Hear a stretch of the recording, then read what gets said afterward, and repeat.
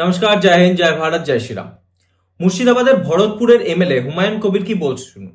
উনি বলছেন যে মুর্শিদাবাদের সঙ্গে কোনো জঙ্গি কানেকশন নেই। মুর্শিদাবাদের সঙ্গে নাকি এখনো অবধি কোনো জঙ্গি কানেকশন নেই এবং মুর্শিদাবাদের মানুষ খুব সোজা সাপটা মানুষ এবং তারা সোজা ব্যাটে খেলতে পছন্দ করে। দেখুন, আমি আপনাদেরকে দেখাচ্ছি। এটা হলো ওনার বয়ান। মুর্শিদাবাদের মানুষ সোজা ব্যাটে খেলতে ভালোবাসে। দুই জঙ্গি গ্রেপ্তারের তাৎপর্যপূর্ণ বক্তব্য টিএমসির হুমায়ুনের, ঠিক আছে, হুমায়ুন কবিরের। এবং এটা তো খবর, ঠিক আছে। আমি আপনাদেরকে ওনার কথাটা ডিরেক্টলি শোনাচ্ছি, আপনারা শুনুন কি বলছে, শুনুন। আমি তো মনে করি মুর্শিদাবাদের কোনো জঙ্গি গ্রুপ নেই, ভবিষ্যতেও ছিল না, আগামী দিনেও থাকবে না। মুর্শিদাবাদের মানুষ সোজা ব্যাটে খেলতে ভালোবাসে। কোথাও কোনো জায়গায় সাময়িক কোনো আইন শৃঙ্খলার অবনতি হলে তাহলে শুনতে পেলেন একবারে যে উনি বলতে চাইছেন যে মুর্শিদাবাদের সঙ্গে কোনো রকম জঙ্গির কোনো সংযোগ নেই এবং মুর্শিদাবাদের মানুষ নাকি খুব সোজা সাপটা, তারা সোজা ব্যাটে খেলতে পছন্দ করে।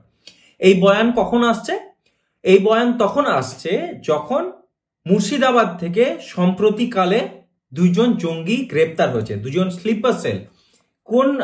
কোন জঙ্গি সংগঠনের স্লিপার সেল?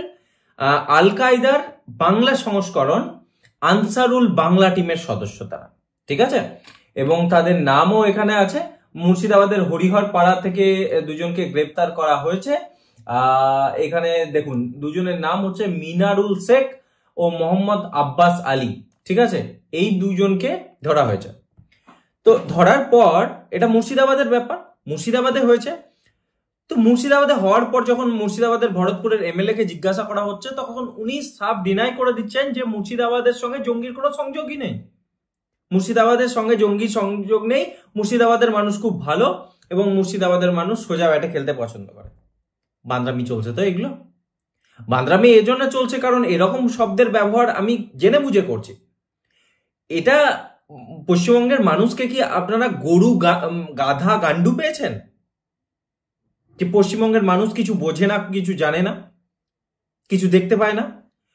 এটা কি প্রথমবার যে পশ্চিমবঙ্গ থেকে পশ্চিমবঙ্গের মুর্শিদাবাদ থেকে প্রথম কোনো জঙ্গি গ্রেপ্তার হচ্ছে? এর আগেও তো বহুবার মুর্শিদাবাদ থেকে জঙ্গি গ্রেপ্তার হয়েছে। আমি আপনাদেরকে দেখিয়ে দিচ্ছি। দেখুন, এটা হচ্ছে দ্য হিন্দুর খবর। Top JMB terrorist arrested in West Bengal's Murshidabad district. এটা কবেকার খবর? মে 29, 2020 খবর, ঠিক আছে। মুর্শিদাবাদ ডিস্ট্রিক্ট থেকে জেএমবি টেররিস্ট অ্যারেস্ট হচ্ছে, ঠিক আছে।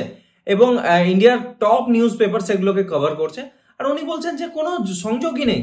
আরে মশাই, উনি নিজেই তো সব থেকে বড় একটা জঙ্গি সমর্থক এবং নিজেও যে প্রকাশ্যে মানে সভাতে বলতে পারে যে আমরা মুর্শিদাবাদের 70%, আমরা মুসলিমরা মুর্শিদাবাদের 70% এবং হিন্দুরা 30% হয়েছে, আমরা হিন্দুদেরকে কেটে ভাগীরথীর জলে ভাসিয়ে দেবো।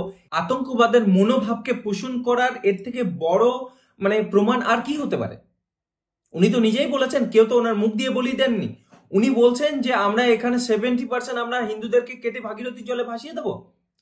একজন সিটিং এমএলএ বলছেন এরকম কথা। তো এটা যদি টেররিস্ট সিম্পাথাইজার না হন, উনি যদি টেররিস্ট সিম্পাথাইজার না হন, তাহলে উনি এরকম কথা বলতে পারেন? উনি তো নিজে বক্তব্য দিচ্ছেন। উনি নিজে নন কি?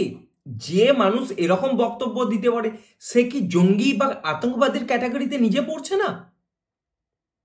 খুব ভালোভাবে একবার ভেবে দেখুন। কিন্তু আমি আপনাদেরকে ভেবে দেখতে বলছি যে মানুষ এরকম এরকম একটা কমেন্ট করছে, একজন সাংবিধানিক পদে বসে থাকা মানুষ যদি এরকম কমেন্ট করে, তো তাহলে সেটা কি আতঙ্কবাদের পর্যায়ে আসে না বা আতঙ্কবাদের জন্য প্ররোচনামূলক কর্মের আন্ডারে আসে না?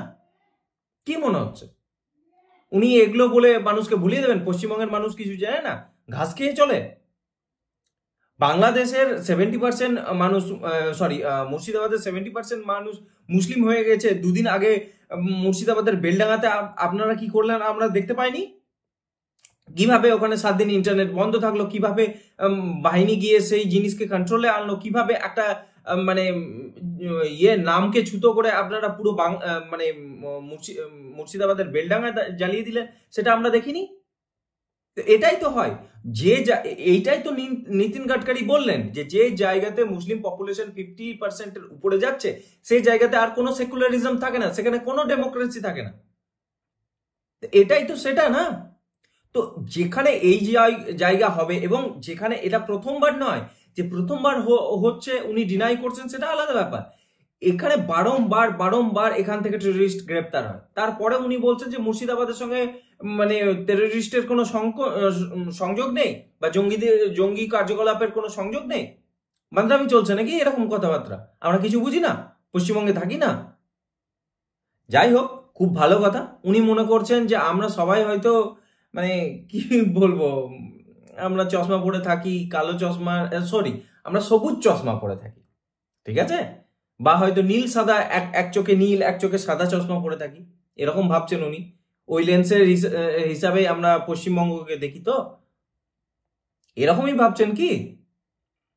যাই হোক, আপনি ভাবতে পারেন, আপনার সরকার এখন ক্ষমতায় আছে, আপনি ভাবতে অনেক কিছুই পারবেন, ঠিক আছে, ভাবুন, খুব ভালো কথা।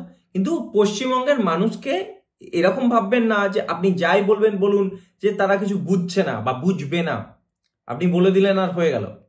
যাই হোক, আপনাদের ব্যাপার, আপনারা কি ভাবেন সেটা আমাদেরকে কমেন্ট সেকশনে জানাবেন। আমিও জানতে চাই যে হুমায়ুন কবিরের এই যে বক্তব্য, তাতে আপনারা কি ভাবেন, পশ্চিমবঙ্গবাসী কি ভাবে, যে সত্যি মুর্শিদাবাদের সঙ্গে জঙ্গি কোনো সংযোগ আছে কি নেই, আমরা জানতে চাইছি। ভিডিওটা এখানেই শেষ করছি। জয় শ্রীরাম, জয় শ্রীকৃষ্ণ।